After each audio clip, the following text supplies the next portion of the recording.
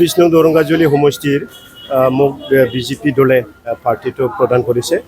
মই প্ৰথমতে ধন্যবাদ দিব বিচাৰিছোঁ আমাৰ ষ্টেট প্ৰেচিডেণ্ট দিলীপ শইকীয়া ডাঙৰীয়া, আমাৰ মুখ্যমন্ত্ৰী ডক্টৰ হিমন্ত বিশ্ব শৰ্মা ডাঙৰীয়া, আমাৰ জিলা সভাপতি ভিক্টৰ দাস ডাঙৰীয়া, লগতে আমাৰ মণ্ডল কমিটিৰ সভাপতি ৰিদীপ দাস ডাঙৰীয়াৰ লগতে আমাৰ মণ্ডলৰ সমূহ কৰ্মকৰ্তাসকল, লগতে জিলাৰ আমাৰ দলৰ বিজেপি দলৰ সকলো কৰ্মকৰ্তালৈ মোৰ ধন্যবাদ থাকিল। যোৱা আগষ্টৰ 3 তাৰিখে আমাৰ ইয়াতে মাননীয় ডক্টৰ হিমন্ত বিশ্ব শৰ্মা ডাঙৰীয়া আহিছিলে।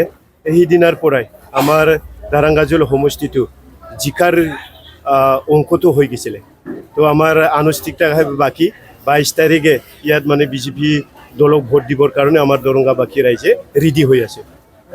আমাৰ বিজেপি দলৰ কাৰণে কোনো প্ৰত্যাহ্বান নাই। আপোনালোকে নিশ্চয় জানে যে আমাৰ বিজেপি দলে আমাৰ দলৰ চৰকাৰে যিখিনি কাম কৰিছে তামোলপুৰ দৰংগাজুলি আপোনালোকে দেখিছে, ইয়াত বৃহৎ বৃহৎ কাম চলি আছে।